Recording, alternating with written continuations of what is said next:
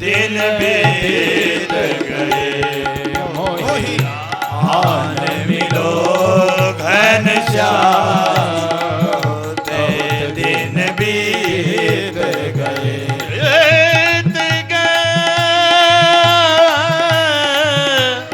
बहुत दिन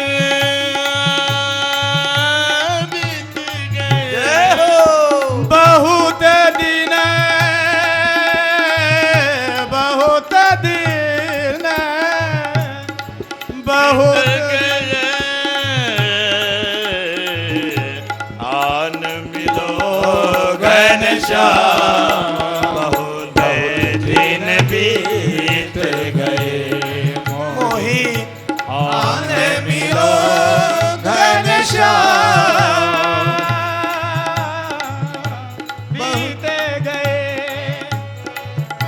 आन मिलो घनश्याम बहुत दिन बीत गए मन मंदिर में रास रचावो मन मंदिर में रास रचा रास रचा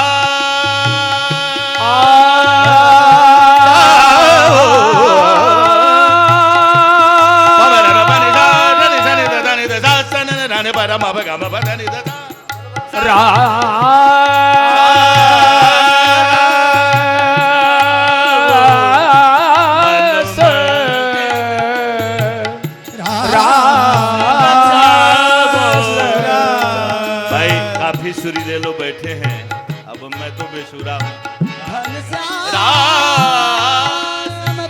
शाम मन मंदिर में रास रचावो रूप सावला दरस दिखावो रूप सावला दरस दिखावो जीवन की हो गई शाम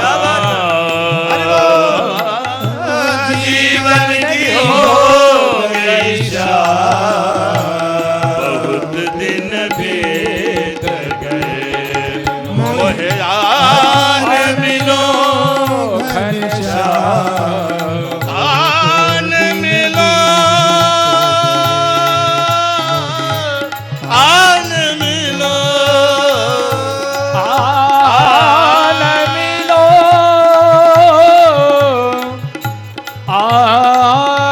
आन मिलो मोहे आन मिलो घनश्याम बहुत दिन बीत गए दिन बीत गए दिन बीत गए। कृष्ण संदर्शनं मह्यं कथं स्यादिति चिन्तयन्।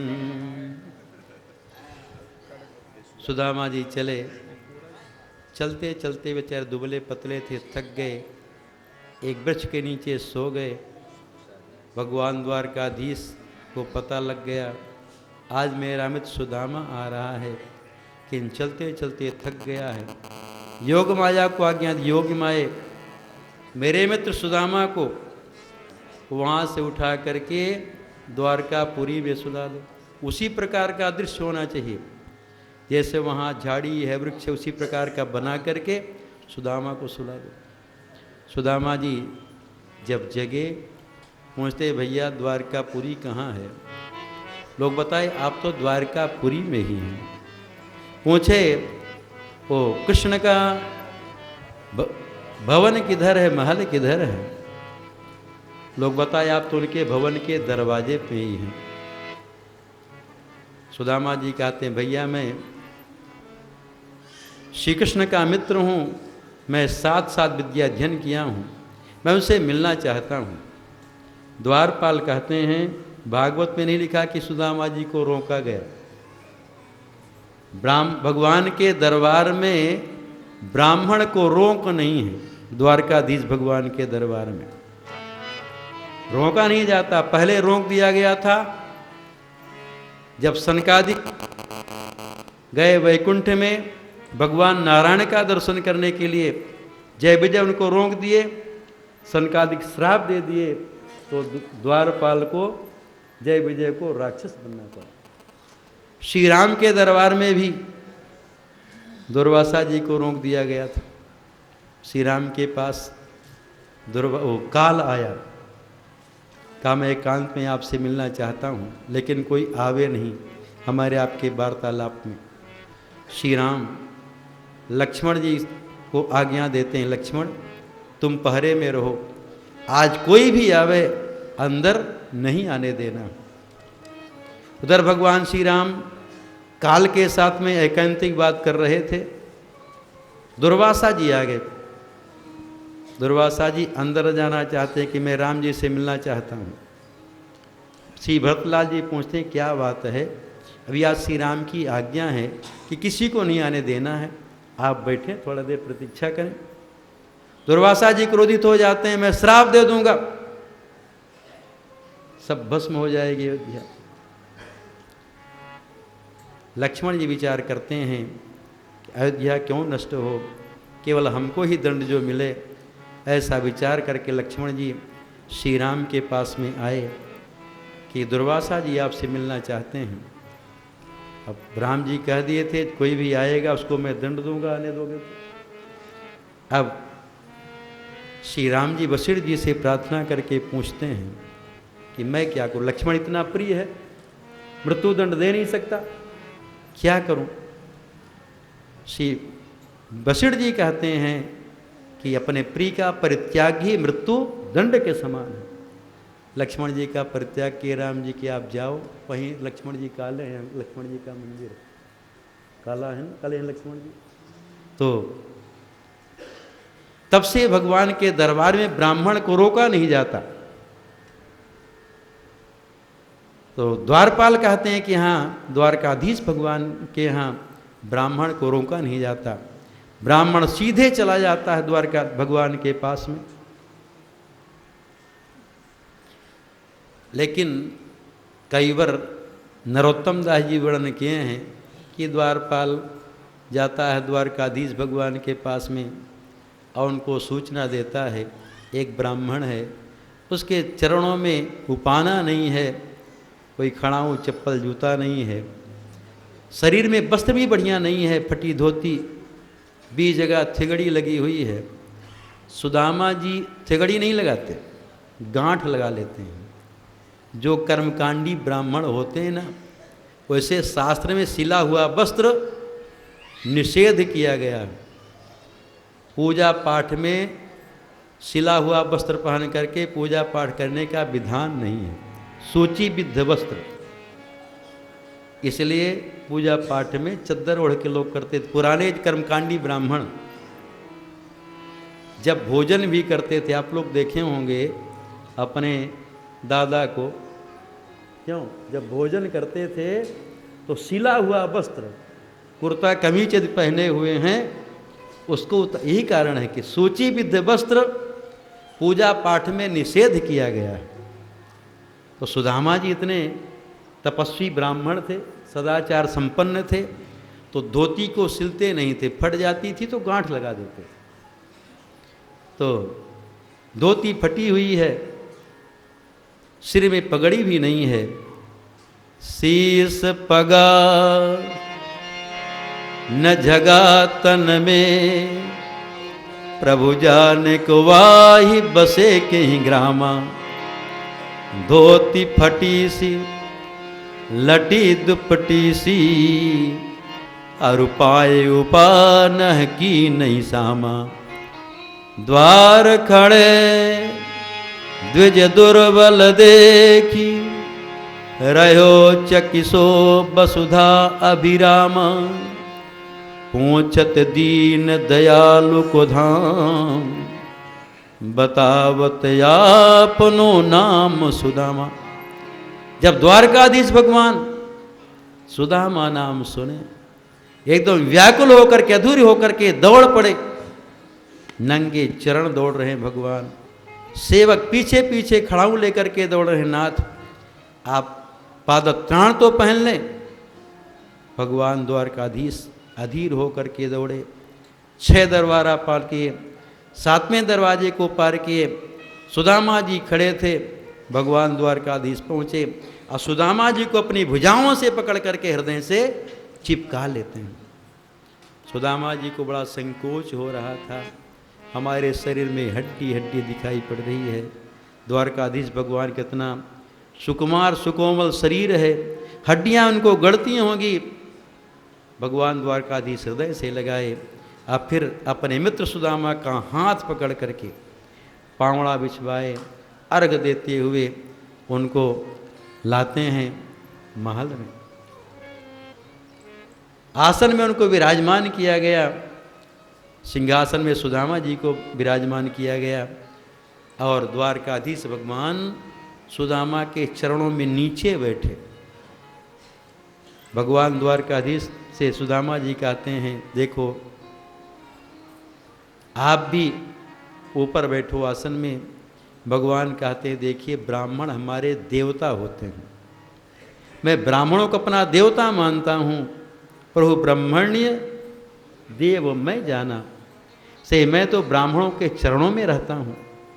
और भगवान द्वारकाधीश अपने हाथ से सुदामा जी का चरण प्रक्षालन करते हैं।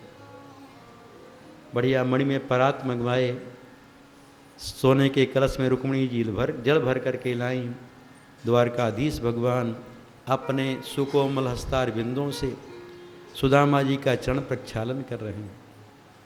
जब सुदामा जी का चरण द्वारकाधीश भगवान पकड़े प्रक्षालन करने के लिए, उनके चरणों में बीमारी फटी हुई थी, उससे रक्त निकल रहा था, कांटे चुभे हुए थे। सुदामा की ऐसी दशा देख करके द्वारकाधीश भगवान बड़े अधीर हो गए और उनके नेत्रों में गंगा जमुना की धारा बहने लगी। भगवान द्वारकाधीश अपने नेत्रों के जल से सुदामा जी के चरण का प्रक्षालन करते हैं। ऐसो बेहाल विवाइन सो, पग कंटक जाल लगे नहीं जोए। हाय महादुख पायो सखा तुम, आए तय न कितय दिन खोयो। देख सुदामा की दीन दशा, करुणा करके करुणा निधि रोयो। पानी परात को हाथ छुयो नहीं, नैनन के जल सो पग धोयो। भगवान द्वारकाधीश अपने नेत्रों के दिव्य जल से सुदामा जी के चरण का प्रक्षालन करते हैं।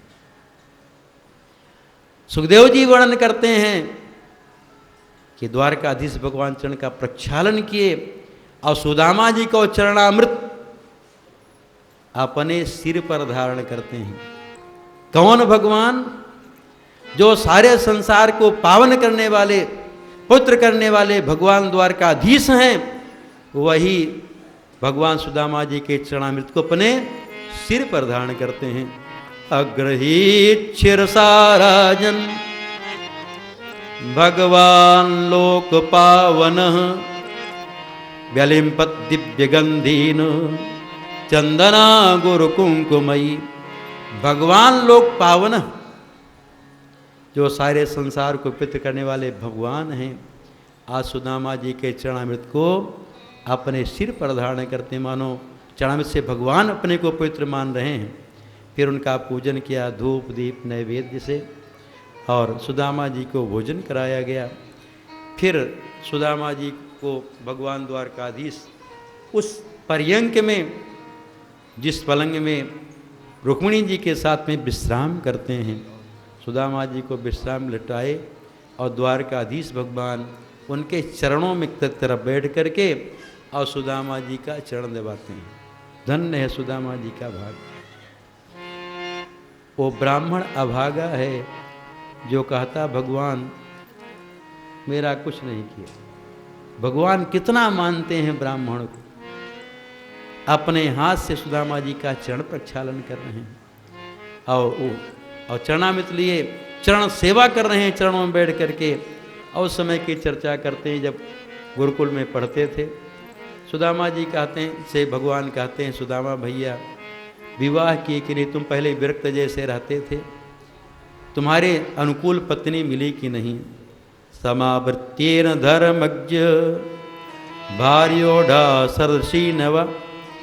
सुदामा जी कहते देखो भैया कन्हैया, मेरी जो पत्नी सुशीला है वो तो बड़ी अच्छी है, बड़ी सुंदर स्वभाव वाली है, उसी की प्रेरणा से मैं तुम्हारे पास आया हूँ तुम्हारा दर्शन करने के लिए। बड़ी अच्छी है सुशीला। भगवान सुदामा जी से विचार करते हैं कि भाभी ने कुछ भेंट भेजा कि नहीं। अब सुदामा जी को संकोच हो रहा था कि हम एक कच्चा चावल भगवान को कैसे भेंट करें, कैसे। द्वारकाधीश भगवान है, चक्रवर्ती सम्राट हैं, लक्ष्मीपति हैं, वैकुंठाधिपति हैं, हम कैसे चावल कच्चा इनको भेंट करें।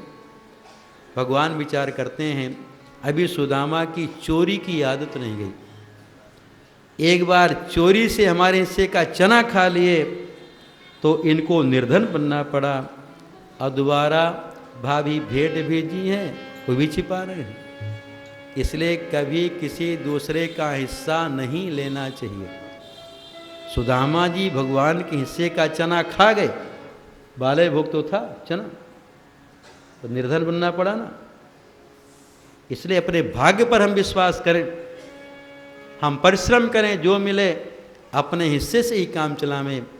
इधर उधर से छीना छपटी से लेंगे, चोरी बेईमानी से लेंगे तो वो संपत्ति रहेगी नहीं।